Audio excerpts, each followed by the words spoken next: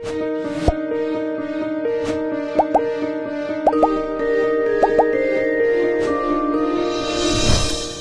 jadi tamu saya kali ini adalah saya jarang ya menampilkan suami istri. Ini suami istri berbisnis. Ini lebih spesifik lagi. Saya dulu selalu mengatakan husband and wife incorporation. Ya, jadi keren juga mereka dari Madiun dan saya sengaja tertarik untuk mengundang karena bisnis mereka keren, dilakukan berdua dan bagus banget ya. Bagus banget dan storytelling bagus. Tamu saya kali ini adalah sepasang suami istri. Yang pertama adalah Muhammad Nasrullah Rahmadi dan istrinya adalah Cindra apa? Rian Pangestika. Rian Pangestika. Susah banget ya. Jadi yang jelas Anas dan Cindera. Ya, siap, Pak. Assalamualaikum. Waalaikumsalam warahmatullahi wabarakatuh, Pak. Dari Madiun. Iya, Pak. Madiun tuh mestinya pecel ya. Iya, pecel Iya. sama kampung pesilat, Pak, kasihnya itu. Oh, kamu pesilat. Iya, bisa dikatakan pesilat terbesar di Indonesia mungkin dari Madiun bisa dikatakan. Waduh, saya malah nggak denger itu. Iya. Saya tuh kalau di Madiun itu yang terkenal itu adalah kereta api ya. Oh iya, itu industri. Inka. Iya, Inka. Sama kalau makan sate itu yang dihitung tusuknya. Oh iya. Ya, jadi besok saya kalau ke Madiun, saya makan sate, saya makan sambil dengan tusuk-tusuknya biar nggak bisa dihitung. Siap. Apa kabar, Nas? Alhamdulillah baik, Pak. Cindra, apa kabar? Alhamdulillah baik. Jadi bisnisnya ini adalah bisnis Berdua. berdua. Pak. Iya, berdua. Iya. Dan produknya adalah Produk family outfit. family outfit. Iya. Iya. Family matching outfit yang diutamakan untuk produk anak kecil. Iya. Jadi nanti bisa matching seperti ini. Oh, kayak ya. ini? Iya, Pak. seperti Iya. Ini bapak, ini ibu dengan anaknya. Ya, Iya, anaknya dengan mulai anaknya. dari bayi, newborn, sampai balita, sampai mungkin punya anak remaja juga bisa gitu. Sehingga kalau di foto itu, Pak, serasi banget tuh. Satu warna, satu jenis kain, mungkin modelnya aja yang mungkin beda. Kan sekarang lebih banyak orang Instagramable, TikTok gitu kan. Jadi kalau bajunya serasi lebih suka gitu. Dan mengarah-arah ke pakaian muslim ya? Keluarga muslim. Iya, spesialis kita memang ke muslim, Pak. Karena kita berawalnya memang produk-produk gamis anak seperti gamis dewasa kan jarang banget ya ditemui. Cuman kita ada juga produk universal juga, tapi tetap sopan seperti itu. Jadi memang tagline kita kan bajunya anak Indonesia. Jadi memang di Indonesia juga mayoritas muslim, makanya kita juga keluarkan produk muslim, tapi tidak basicnya muslim. Jadi lebih ke baju anak-anak untuk segala macam kondisi gitu. Ini kalau berdua ini siapa? Bagiannya apa aja sih? Siapa yang bagian jual, bagian jahit, bagian apa gitu? Kita biasanya lebih bagi job desk, Pak ya. Jadi kalau misalkan saya lebih tepatnya lebih bikin sistem, terus manajemen. Kalau istri lebih di ujung ombak, lebih ke desain model baju ya, gitu. Mungkin kontrol marketing juga di istri, tapi yang bikin sistem marketing lebih ke saya seperti itu. Jadi teknis-teknis SDM itu ke saya. Kalau istri lebih ke produksi sama mungkin megang handle keuangan itu lebih ke istri juga. Jadi kalau saya lebih ke wife material, jadi lebih ke yang cenderung ibu-ibu lakukan. Jadi dari mendesain yang saya suka apa seperti itu, dari keuangan sendiri, jadi saya yang mengkontrol keuangan, dan dari marketing karena yang kami hadapi ada customer ibu-ibu semua. Jadi kalau untuk berhubungan dengan itu saya, selebihnya manajemen, SDM, Mas Anas untuk pengembangan bisnis semua ke Mas Anas. Kalau seperti itu saya serahkan sama suami. Nggak pernah ribut ya? Ya pasti, Pak. Pasti ada lah ya. Pasti ya. Jadi kita, tapi harus salah satu mengalah sih ya. Itu menurunkan ego terutama. Misalkan, siapa yang ngalah? Dua-duanya lebih sering ke saya sih mungkin. Supaya nggak rame aja gitu kan. Biasanya kalau ribut itu urusan apa ya? Mungkin lebih tepatnya masalah keuangan, apalagi mungkin SDM, saya mungkin cocok ngambil ini, mungkin istri kurang cocok seperti itu. Mungkin keputusan kayak, mah scale up nih, upgrade nih, saatnya kita renovasi ini, istri uangnya nggak ada dulu kan, uangnya di keep istri kan, Pak. Itu kalau saya tahu saya beliin tuh AC 2, istri marah-marah, gimana sih beli AC beli seperti itu, Pak. Istri, uangmu, uangku ya. Iya, betul. Dan ini bisnis. Kecampur nggak sih uang perusahaan dengan uang rumah?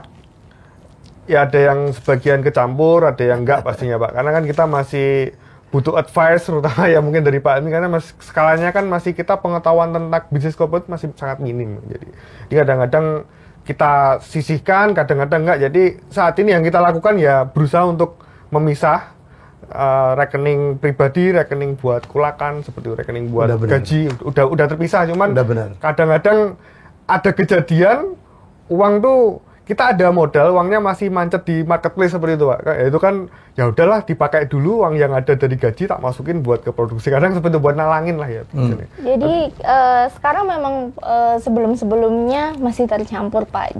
Bahkan mungkin uang kami pribadi masuk ke bisnis karena memang butuh terus diinjek terus modalnya. Kadang juga uang perusahaan masih masuk ke kami. Cuman memang untuk ini ya tahun-tahun ini dari kita awal sampai sekarang bahkan kitanya sendiri minim sekali untuk mengambil. Jadi hanya untuk numpang semua untuk perusahaan.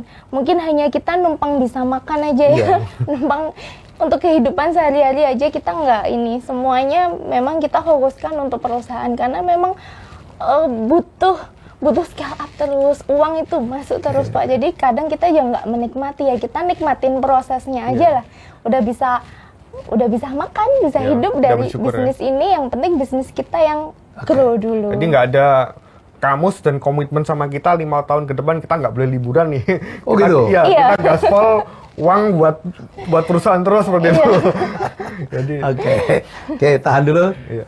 Jadi nanti kita akan ungkap ya betapa lucu dan hebatnya mereka berdua ya. Jualannya cuma pakai TikTok dan bintangnya mereka sendiri. Sekalian ngirit lah daripada bayar talent-talentnya yang mahal betul. Dan itu berhasil.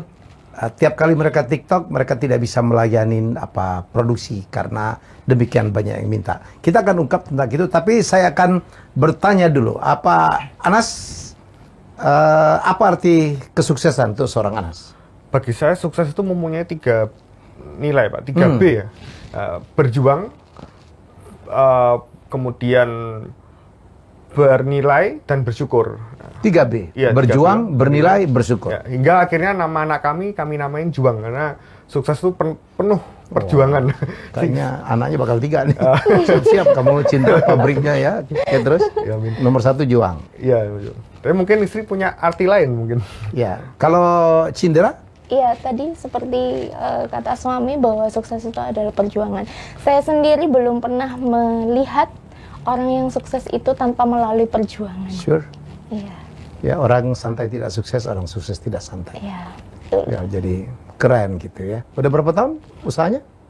Kalau brand Rutin sendiri kurang lebih 4 tahun, tapi kalau bidang konveksi istri yang terjun itu mungkin 6 tahun, Mbak ya. Sudah lama sekali, dimulai dari awal kuliah. Kamu dari kuliah itu udah mulai ngedesain-desain jualan gitu? Belum, jadi masih Kulaan jadi aja? reseller. Iya, Reseller? Iya. Oh, akhirnya bikin sendiri? Iya. Ketemunya di mana sih? Di kuliah ya? Enggak, jadi di Madiun. Di Madiun? Kita ada suatu organisasi sosial. Ya. Oke. Kita kenalnya di situ. Di situ? Iya. Organisasi apa yang buat sosial. kamu jatuh cinta ke Anas? Saya dengar dulu dia satpam ya? Kamu security lah Pak? Iya, saya dulu satpam di Jakarta, Pak. Cuman basic saya itu makelar sebenarnya. Oh, makelar apa? Makelar rumah pernah, makelar bisnis IT. Saya punya teman pinter IT tuh, saya jual untuk jasa website, online marketing perusahaan ya seperti itu. Saya pernah maklarin produknya istri, jilbabnya saya promoin gitu lah. Akhirnya istri mungkin tertariknya di situ tuh. Kok bisa yang ngejual produk jilbab langsung laku mungkin 2.000 piece, 1.000 piece satu orang gitu lah. Yang ketika sudah tahu ada kejadian seperti itu, saya ngajakin istri untuk taruh seperti itu. Kalau udah buktinya kan, jadi awalnya seleksinya ketat banget nih. Kamu profilnya apa gini-gini ya kan? Saya nutupin satpamnya kan udah keluar kan dari Jakarta, saya ke Madiun ya saya nutupin triknya makelar ya dari seperti itu. Basicnya sih makelar properti paling lama. Dulu kamu jadi security di Jakarta? Ya di Jakarta. Berapa tahun? Kurang lebih setahun juga. Setahun? Iya. Security di perusahaan apa? Dulu pernah bisa di perusahaan IA asuransi pernah.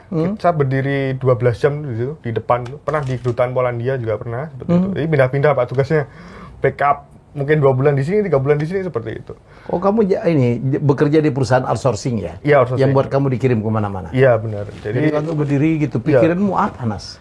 Jadi ada, jadi waktu itu saya berpikir security adalah pekerjaan yang tepat di saat saya nggak ada plan gitu, nggak ada plan karena satu, saya waktu itu kan sempat rugi juga Pak trading forex, saya juga sedikit depresi, bingung arah kan, akhirnya saya kerja di Jakarta dan teman saya bilang enak nih jadi security, kamu nanti malamnya bisa tidur lah, daripada tidur saya malamnya baca buku bisnis seperti itu, jadi ada bisa kita upgrade skill lah, tetap kita upgrade skill dengan cara itu. Jadi kalau kerjaannya misalkan di Indomaret kan kita atau di pekerjaan lain lah ya, apalagi kan saya lulusan SMA juga ya, jadi pekerjaan yang menuntut untuk on terus kan nggak ada win-win solution untuk upgrade skill Pak. Terutama misalkan lihat YouTube bisnis, lihat YouTube-nya podcast Pak Helmi atau mungkin baca buku lah, itu kan nggak ada waktu. Kalau security itu ada Pak, waktunya banyak sekali.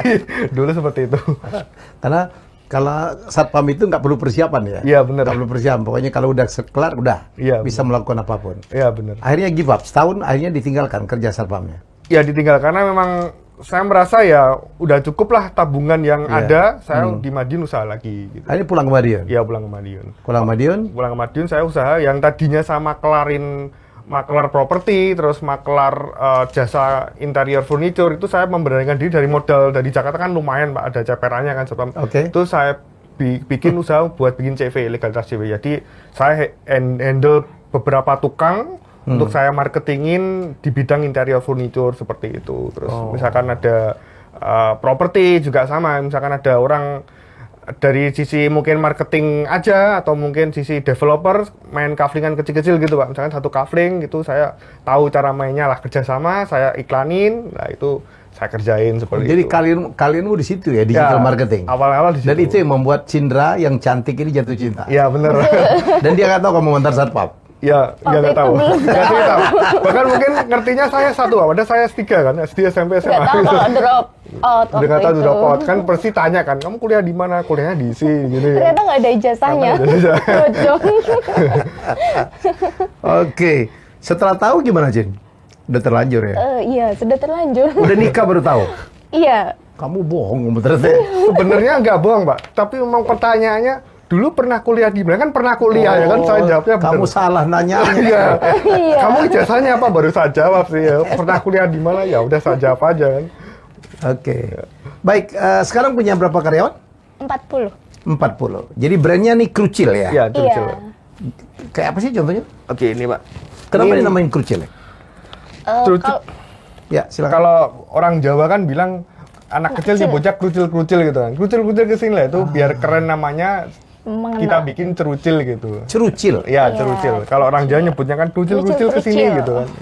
Ini Pak contohnya Pak. Jadi kalau yang kita pakai ini untuk bapaknya, ini untuk ibunya, lah ini untuk Anak-anaknya. anak-anaknya umur mungkin balita. Laki seperti dan itu. perempuan? Ya, laki perempuan. Ini contohnya ini.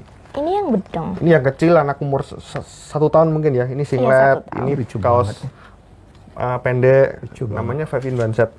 Jadi kalau di foto tuh tetap kekinian lah ya.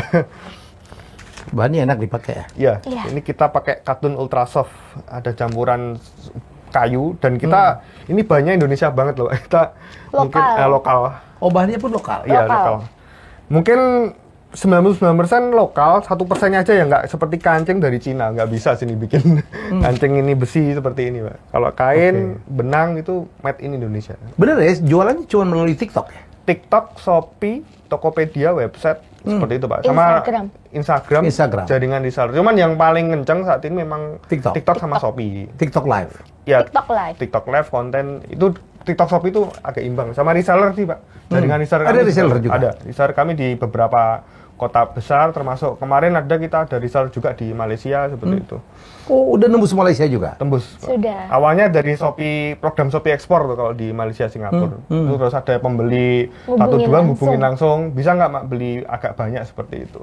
Dan ternyata persoalannya di produksi. Iya, Iya. benar. Saat ini strategi yang kami ciptakan kan kita memperbanyak value model, Pak. Jadi kita scale up untuk model baru. Nah, akhirnya kita kehabisan modal, penawarannya terlalu banyak seperti itu. Demand-nya terlalu banyak. Jadi Nggak bisa dipenuhi ini ya? nggak bisa dipenuhi. Kalau Gaya mungkin, lu.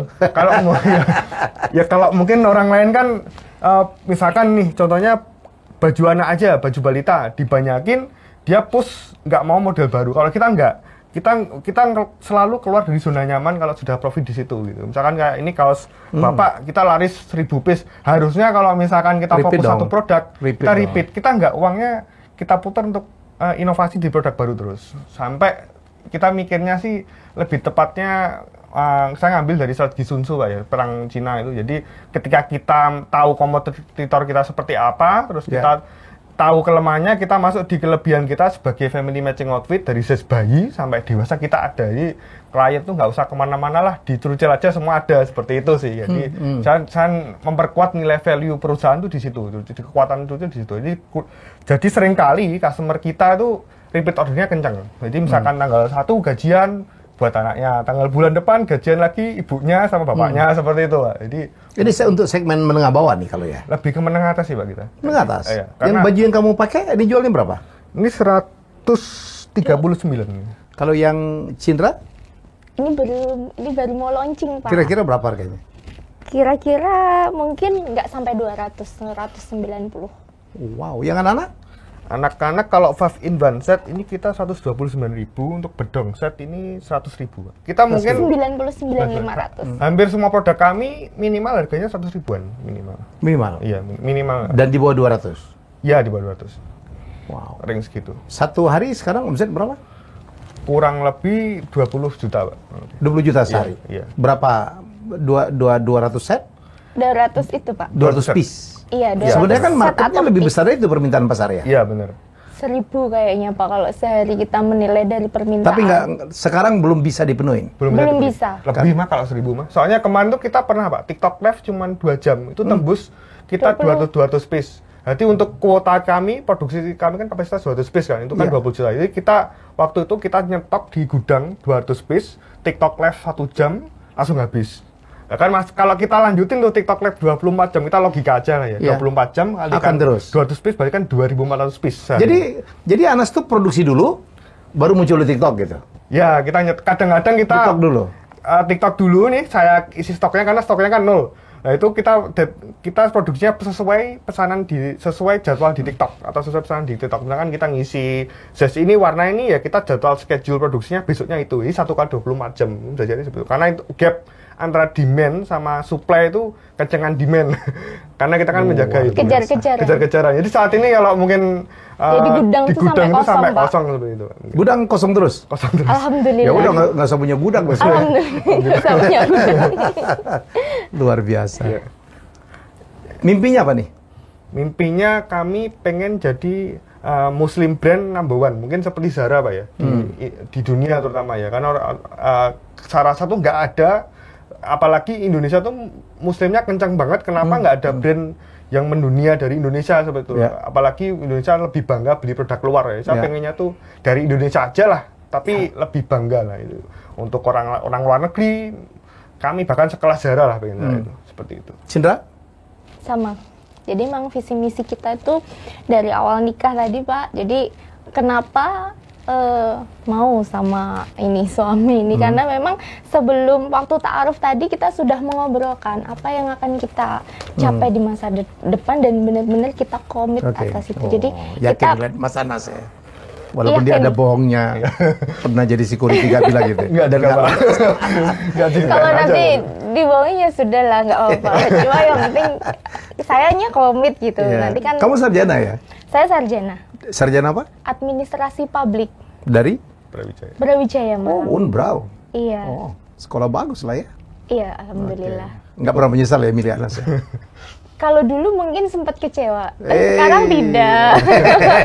Dia udah membuktikan. Iya. Jadi kadang-kadang sekolah itu Iya. bukan segala-segalanya untuk faktor sukses. Jadi yang seperti di seminar saya, attitude ya, passion itu jauh lebih menentukan untuk faktor sukses. Ya, jadi saya begitu ngelihat Anas di mastermind, wah saya bilang ini oke. Apalagi dari Madiun ternyata. Ya, dan bisnisnya dijalankan berdua dan punya pola penjualan promosi yang juga menarik menurut saya ya. Jadi ya tetaplah seperti itu ya. Jadi saya senang banget melihat Anas dan Cindra ya, narsis juga mereka karena Yang modelnya mereka berdua dengan anaknya aja. Kami bukan model. Keluarga muda, dan itu lebih original ya. Iya. Lebih original. Oke. Dua-dua dari Madiun. Kalau ini istri dari desa di Ngawi, Pak. Satu desa Oh, di Ngawi. Iya, Ngawi. Dekat lah. Tetangga kota kalau kita istilah. Tangga kota. Oke. Terus ke depan plan apa nih?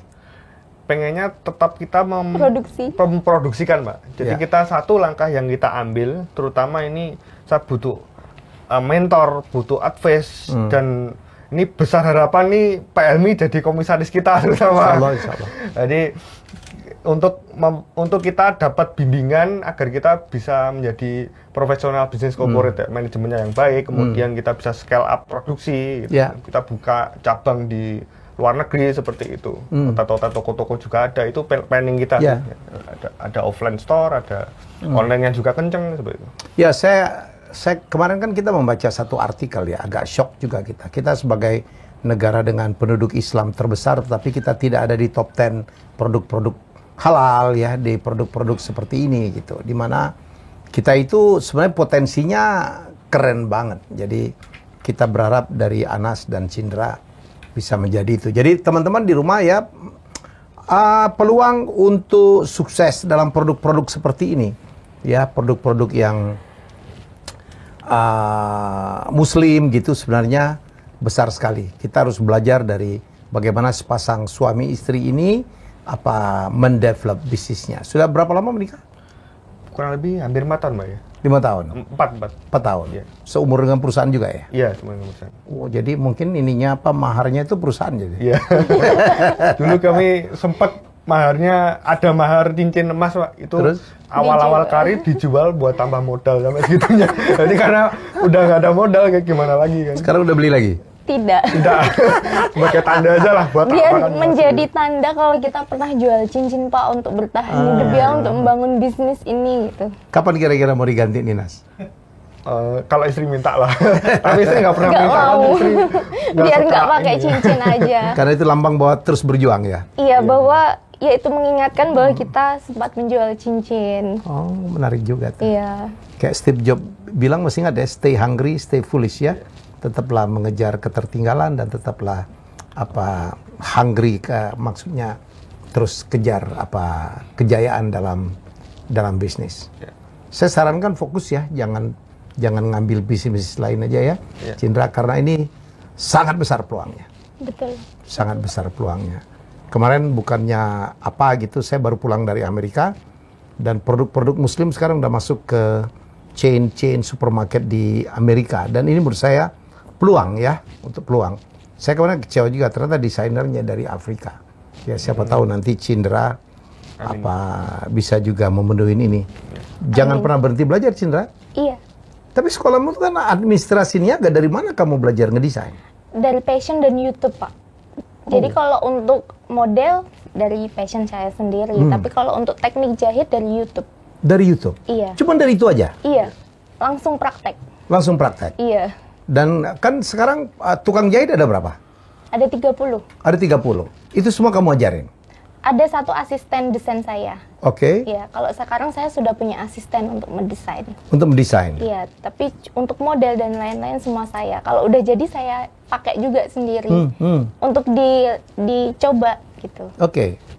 Untuk tukang jahit kan harus diawasin juga. Siapa yang ngawasin? Ada tim. Ada Ada SPV, tim. ada, Pak. Jadi kita juga rekrut memang SDM lulusan bidang tata busana, Pak. Dari SMK Tata Busana, S1 Tata Busana seperti itu, yang untuk menghandle, untuk leadership seperti itu. Tapi awal karirnya itu dia dari istri yang mendesain, mungkin mengajari, yang mungkin mula kan menjahit cuma 5 seperti itu kan, nambah dikit-dikit gitu.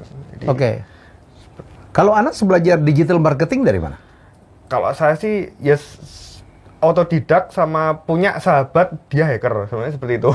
Nah, dia hacker terus ngerti tentang online, tak karyain aja tuh kan Madiun nggak ada jasa pembuatan website, terus nggak ada online, itu tak karyain. Jadi saya jualan jasa website, terus jualan iklan di Instagram, terutama nyerang komunitas-komunitas UMKM waktu itu, Pak. Jadi kan UMKM kan sangat minim pengetahuan tentang gimana caranya FB Ads, Instagram Ads, ya itu tak paketin lewat proposal saya, bayar sekian nih, udah iklan ke sekian, plus websitenya, seperti itu waktu itu. Jadi saya lebih tepatnya sih Kalau mungkin hal seperti itu bisa dicari di YouTube sih Pak ya, tutorial iklan di YouTube. Cuman seperti teknis-teknis pembuatan website, coding itu ya ngaryain teman sih. Seperti itu. Kayak desain interior tuh karyain aja teman-teman saya yang marketingin gitu. Dan kadang orang technical seperti teman saya, dia jago banget bikin website, dia seorang hacker, dia nggak bisa jualan seperti itu.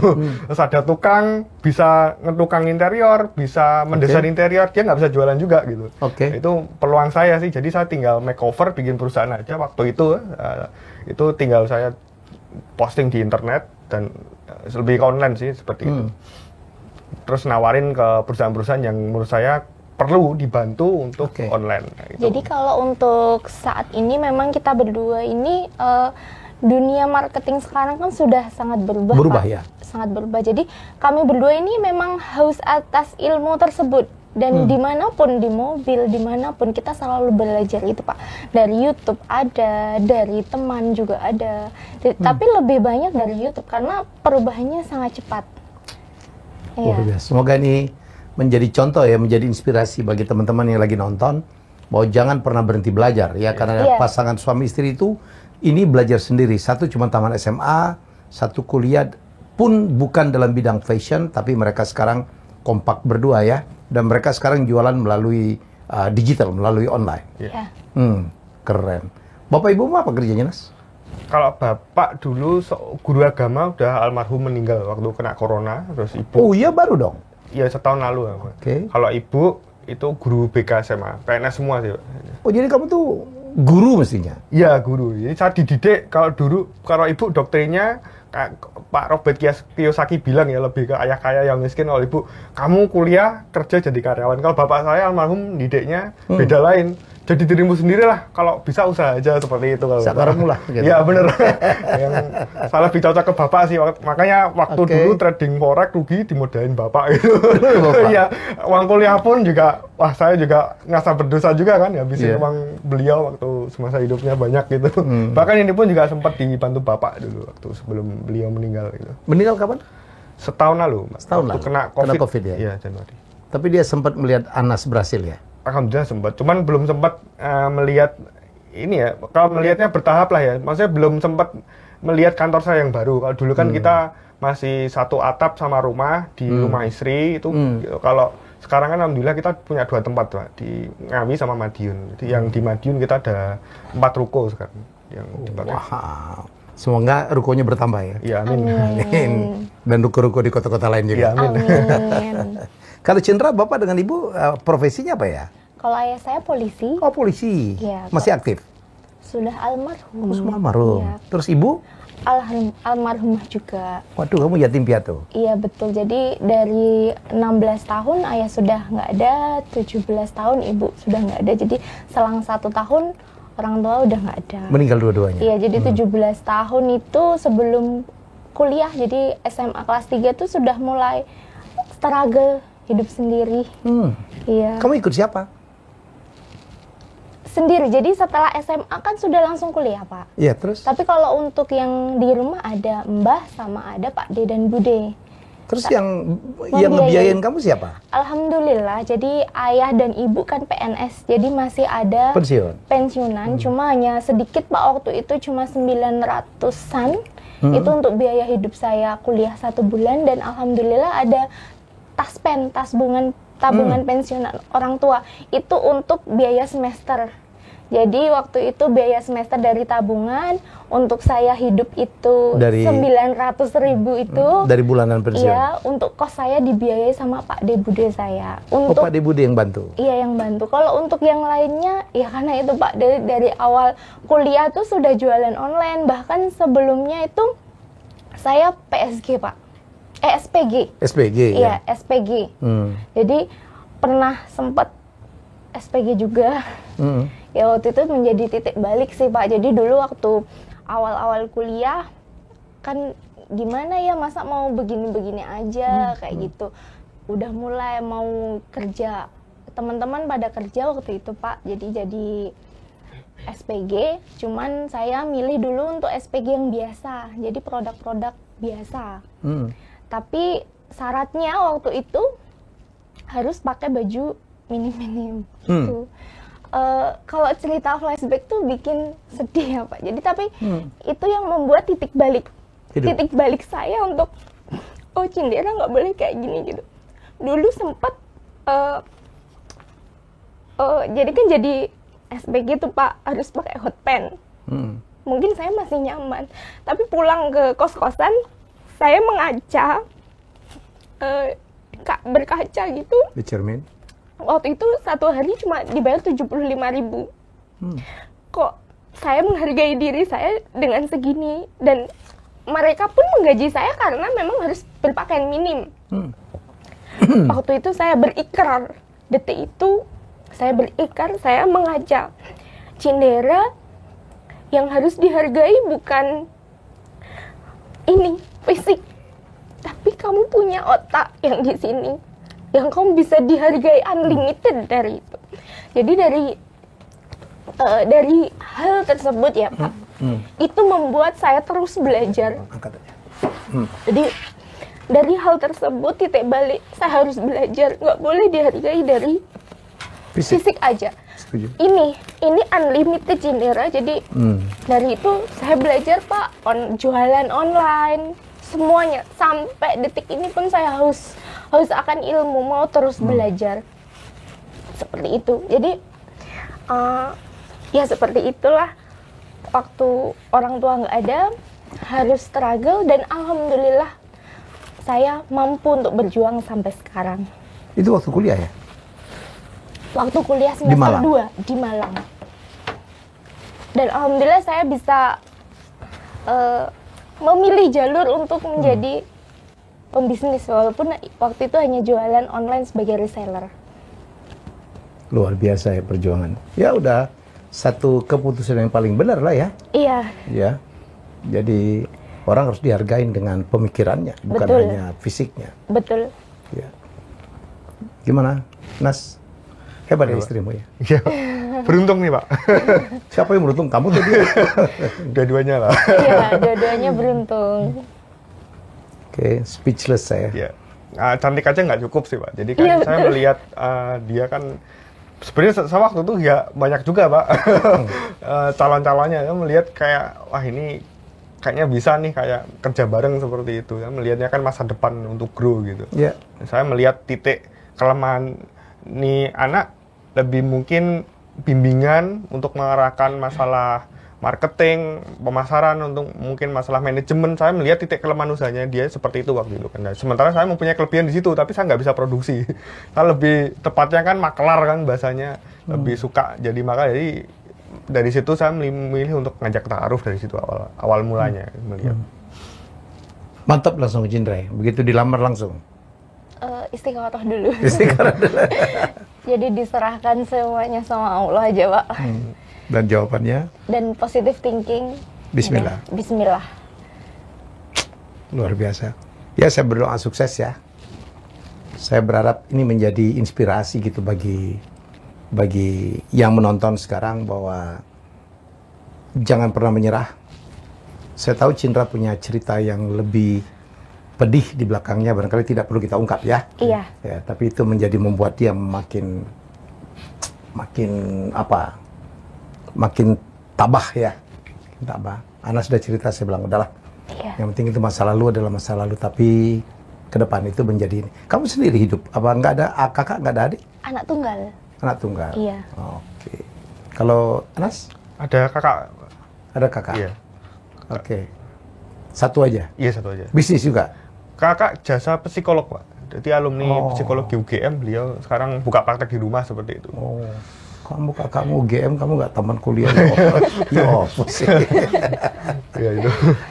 Karena mungkin merasa waktu itu ya banyak faktor sih Pak, saya DO Pak. Jadi waktu itu kan kampus saya sebenarnya internasional Pak. Institut Seni Indonesia itu satu kelas tuh ada 7 mahasiswa bule. Isi Jogja ya? Ya, isi Jogja. Itu ada Oke. mahasiswa bule itu. Saya waktu itu minder banget tuh, nggak bisa ngomong bahasa Inggris. Jadi kayak yang kedua mungkin dari sisi kosnya besar, melihat kemampuan orang tua nggak cukup, Oke. lah saya mencoba trading forex. Jadi uang kuliah buat saya trading akhirnya rugi terjerumus. Kan malu sama orang tua kan, udah dikuliahin, uangnya mepet, mungkin juga ada uang pinjaman, kok bikin rugi ya, akhirnya saya malu, ya saya give up usaha sendiri sih, ya, Oke. seperti itu. Oke, di Churchill sendiri apa plan ke depan? Mau ada model-model baru atau bikin lain-lain baru? Kalau model baru kita insya Allah tetap sebulan sekali kita terus muncul. Karena kan kita brand, Pak. Untuk mempertahankan sebuah brand itu kan kita nggak mau ketinggalan ya. Bahkan beberapa model kita itu banyak sekali dijiplak brand-brand besar untuk hal inovasi. Ya? Jadi kita misalkan inovasi, ada lagi outfit 3-in-1 outer yang menurut saya keren, menjualnya sempat nomor 1 di Shopee dan TikTok. Apa itu? Kita gamis 3-in-1, Mbak. Gamis 3-in-1 tuh mungkin gamis anak ya. Gamis anak kita, saya juga nggak ngerti kalau tiba-tiba saya lihat di Shopee kok dijiplak ya. Mereka dulu nggak seperti dan belum ada gitu ya. Itu makanya saya juga rencana pengen ngepatenin karya-karya yang mungkin ciptaan kami, yaitu saya masih butuh advice lagi ke Pak Helmi itu gimana caranya hak paten untuk model seperti itu. Ya, ini itu termasuk tadi juga 5-in-1 ya, 5-in-1 pengen terobosan juga nih, inovasi. Di banyak jadi sekali orang dijual dalam satu warna, satu set. Ini pengennya, ya, pengen saya patenkan juga. Tapi kan repot ya, kalau kan ukurannya kan macam-macam. Ayahnya ukurannya mungkin M, ibunya mungkin S, anaknya kan tergantung tahunnya. Iya, benar. Jadi orang milih ya ngesetnya. Iya, kita kan ada namanya katalog. Kalau untuk anak kan kita ada patokan seperti size XS itu kira-kira kalau XS itu umur sekian sampai sekian, 0 sampai 6 bulan, terus kira-kira berat badannya sekian, kira-kira tingginya sekian. Jadi saya detail banget tuh. Dan itu alhamdulillah dari jumlah ribuan customer kami di Shopee, TikTok, nggak pernah ada yang komplain gitu. Mungkin komplainnya hanya di bawah 5%. 95% customer kami sangat puas karena pas dipakai anaknya. Jadi kami udah riset sebelumnya untuk gimana caranya membuat suatu size chart yang detail. Kan kalau brand lain mungkin size chartnya kurang detail, cuman S kira-kira ukuran 1 tahun lah. Kita nggak, kita detail banget tuh. Jadi kalau S itu 1 tahun kira-kira, terus kira-kira berat badannya sekian, kira-kira tingginya sekian itu. Jadi tanpa tanya ke admin lewat itu tok, klien bisa langsung check out seperti itu. Ada yang komplain nggak dari produk kalian? Mungkin komplain dari konsumen, Cindra? Pasti ada yang komplain, tapi alhamdulillah nilainya kecil. Ya. Apa yang mereka komplain? Salah kirim. Lebih tepatnya ke manajemen sih, Pak. Kalau misalkan bukan di produknya. Bukan. Kalau misalkan di produknya, insya Allah banyak puasnya ya. Kita di komen-komen saya itu merupakan value nilai yang saya puas banget, tapi yang mungkin manajemen yang harus diperbaiki. Jadi kadang-kadang karyawan nih kirimnya XS, pesannya XS, kirimnya M seperti itu. Jadi kadang-kadang hal manajemen yang akhirnya kita perlu perbaiki juga. Itu urusanmu ya bagian. Ya, jadi biasanya ini marah ke saya. Gimana sih Pak gini? Saya juga sabar lah, makan ini lagi bikin yang namanya sistem baru, sabar dulu lah gitu. Itu nah, seperti itu. Jadi PR-nya masih banyak banget. Kadang saya juga CEO apa-apa jadi ngerjain ini itu gitu. Kadang-kadang sampai capek juga sih. Jadi perusahaan tuh Anas CEO ya lebih ngerjain misalkan yang ada kejadian seperti itu, Pak, saya langsung eksekusi, ngambil tindakannya nggak hanya marahi, bukan tindakan yang sifatnya memarahi karyawan, tapi tindakan introspeksi ke diri saya sendiri untuk membuat sistem lebih baik lagi. Contohnya kemarin ada hal seperti itu, saya langsung tuh bikin rak, satu model, satu warna, ada barcode-nya seperti itu. Nah, jadi langsung saya scale up-nya bukan ke scale up marahin karyawan, tapi kayak ini kamu jangan diulang ya, sistem yang baru kayak gini, udah gitu aja sih. Jadi akhirnya minim lagi resikonya. Dari yang tadinya 5% jadi 1%, jadi bahkan jadi di bawah 1% sekarang. Tiap hari jadi ada improvement lah ya. Improvement. Seperti itu kan juga bisa dibikin secara cepat, Pak. Ini proses ya, kayak hal-hal KPI karyawan itu kan juga kadang gimana nih kalau karyawan supaya nggak diawasin tapi bisa autopilot tuh kadang saya bikin KPI seperti itu yang susah banget sebenarnya. Itu saya sendiri yang mikir ya, nggak ngambil SDM lain ya. Cari di internet lagi-lagi ya gurunya YouTube seperti itu. Gitu. Jadi ada satu lagi Pak dari kita dari awal kita memulai bisnis ini kita tuh sudah kontrak berdua. Bahkan 5 tahun kita nggak pengen ambil libur. Secukupnya aja untuk kehidupan. Saya liburan dulu. Ya udah wajar lah sih. Iya. Terus kita tinggal di tempat usaha kami. Jadi dari bangun tidur sampai kita mau tidur lagi kita ada tempat usaha. Karena benar-benar kita mau konsen, mau membesarkan ini, Pak. Jadi tidak tinggal di rumah? Tidak. biar bisa hidup bersama usaha. 24 5 jam. tahun. Jadi kita buka pintu itu udah karyawan admin di depan komputer, sama buka pintu sebelah kiri udah gudang gitu. Pintu kiri lagi itu produksi. Jadi tinggal Total jadi. total. Pak. Bangun tidur. Jadi bahkan karyawan kami ada yang kita bikin produksi 24 jam. Itu saya terinspirasi dari podcastnya Pak Helmi itu yang cerita tentang Cina. Itu 24 jam produksi. Dan saat ini kita mengarah ke situ, Pak. Jadi di ruko kami, ini yang rencana saya tambahin 8 ruko itu kita ada mes-mes, jadi kita pengennya jam 1 pun ada yang jahit gitu. Ini non-stop produksi 24 jam, marketing 24 jam, konsepnya seperti itu. Order kapan aja Bisa Siap. di Iya. eksekusi gitu. keren ya. Kita, ini mindsetnya sih, saya nggak mau kalah sama Cina lah, Pak. Masa kita kalah gitu. Kita mulai dari lingkup usaha kita dulu, Pak. Jadi seperti apa sih marketing zaman sekarang ini, seperti apa gitu. Kita juga mengadopsi nih dari Cina tuh seperti apa gitu. Kita terapkan di lingkup kita dulu gitu, Pak. Dan alhamdulillah kita walaupun kecil, alhamdulillah bisa luar biasa. Ya. Seperti halnya Pak, kemarin kan selain podcast Pak Helmi cerita tentang produksi Cina 24 jam, kami juga melihat strategi Cina dalam menentukan harga. Jadi dalam menentukan HPP, saya selalu acuannya itu Cina dan Cina itu. Saya melihat di website 1688.com itu kan seperti Alibabanya lokal masyarakat Cina itu. Saya melihat ketika harganya misalkan gamis anak atau jilbab, saya mencari segmentasi yang blue ocean. Misalkan harganya di Cina jual grosirnya 100.000, bisa nggak nih saya di bawahnya dikit tapi masih untung banyak gitu. Ya, itu ternyata sangat banyak peluang. Jadi, Bisa ya? Bisa. Bahkan ada produk gamis Cina jual itu grosir, udah grosir nggak bisa dinego lagi. Saya sempat ngecat ke adminnya pakai bahasa Inggris, yaitu dia jual 100.000, saya jual setengahnya 50.000, itu saya masih untung 100% juga Pak itu. Tapi ada produk tertentu nggak semuanya ya, jadi ada beberapa item yang kita blue ocean banget gitu. Tapi ada beberapa item yang kita memang bermain di red ocean, jadi kita mix lah. Jadi memang ada rahasia dapur yang kita berdua, Pak. Jadi walaupun kita jualnya brand, tapi kita ada rasa penasaran nih, kenapa Cina bisa murah. Jadi kadang kita waktu menciptakan model, kita sambil diskusi, bisa nggak ya Pak, ini ditekan lebih.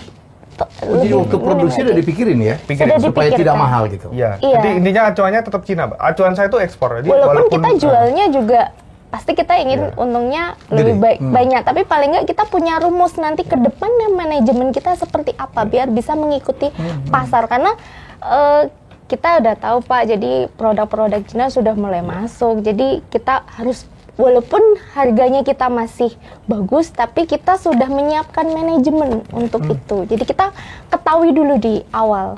Jadi setiap produk yang kami launching, saya selalu analisa SWOT kompetitor lokal Indonesia maupun dari kompetitor Cina. Itu dua kompetitor yang nggak bisa dipisahkan tuh, Pak. Supaya masih bisa menang gitu ya. Dan terutama kompetitor yang kita lihat itu bukan Indonesia tapi selalu Cina. Seperti itu, Pak. Jadi logikanya kan kalau kita harganya lebih mahal dari Cina, kita tetap menang gitu. Dan ternyata di dunia fashion itu bisa banget, karena saya melihat Indonesia itu kan kalau benang kita sudah ada pabrik di Mojokerto, terus pabrik kain di Riau ada, di Bandung ada. Itu bahan bakunya kain aja dibawa ke Cina untuk jadi kain. Jadi bahan bakunya kain di Cina tuh bisa jadi juga dari Indonesia, Pak. Tapi dan suatu yang patut kita banggakan, Indonesia bahan bakunya ada, kainnya juga ada. Tinggal pengolahannya aja nih, penjahitnya yang mungkin saya rasa kurang, dan kita bermain di situ gitu. Mungkin saya kagum ya.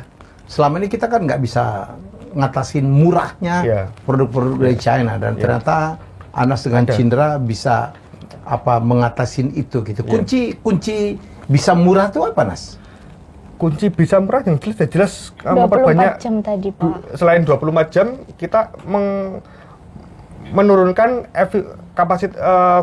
menurunkan efisiensi produksi ya Pak. Dari tag harganya, biaya produksinya kita turunkan semurah mungkin dengan cara misalkan kita memperbanyak kapasitas produksi kita dengan cara hacking fast fashion. Jadi apa itu hacking fast fashion? Hacking fast fashion itu adalah order cepat, bikin cepat. Jadi contohnya yang kami lakukan adalah karena modalnya terbatas ya, kita lebih membikin apa yang customer banyak cari dan akan dicari. Itu kita memprediksi yang akan dicari dan banyak yang dicari.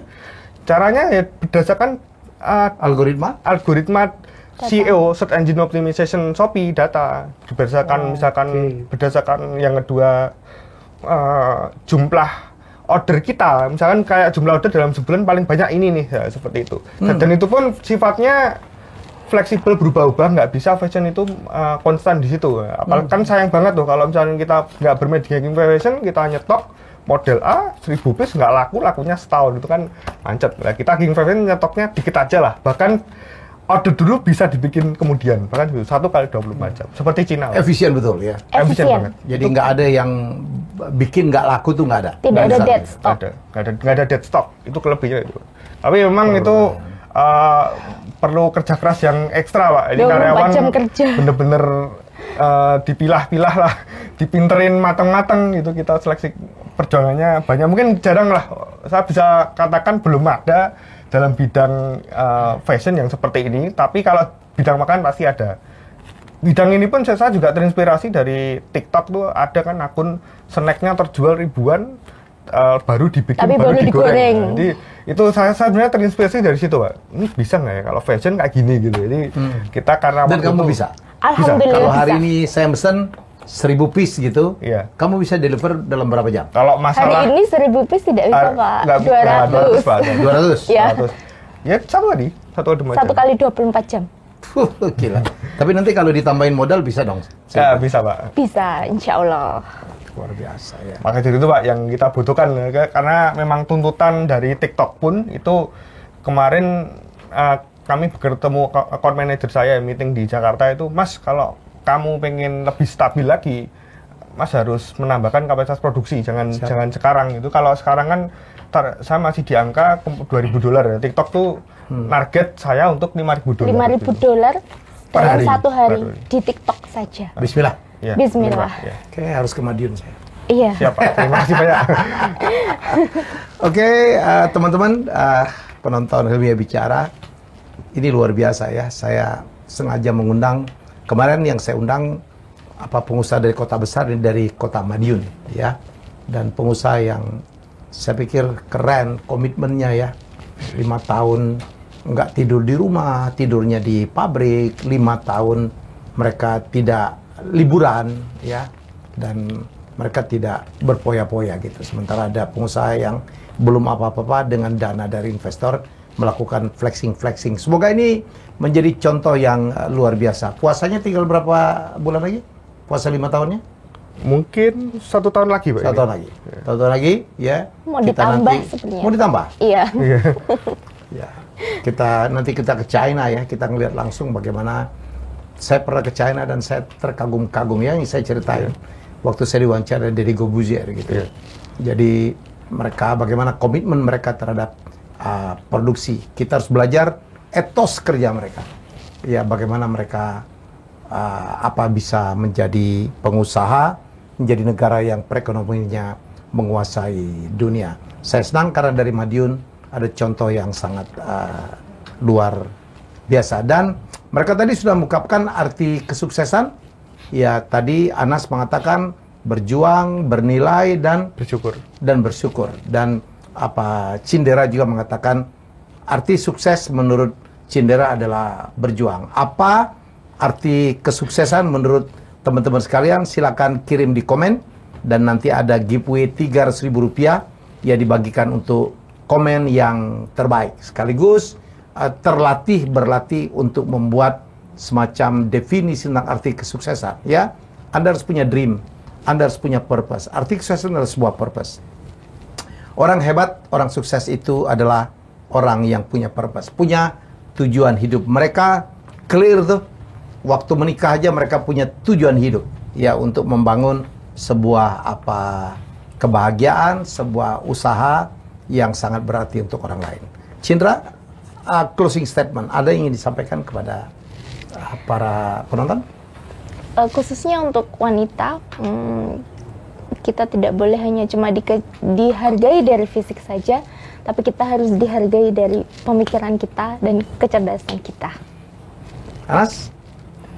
Mungkin kalau saya seperti apa yang dikatakan kemarin saya lihat podcastnya Pak Irmawan, Pak Tanoko ya, dia bilang 95% startup itu pasti gagal. Ya. Terus saya lihat bukan podcast, videonya Instagram Kaji Edan, dia bilang berbisnis bukan dari uang pinjaman, tapi dari hasil dari maklar. Jadi meminimkan resiko. Dan itu semua kita lalui, Pak. Jadi saya bermula dari modal maklar, jadi tanpa psikologi ya, nggak berat hati. Jadi alhamdulillah ya grow.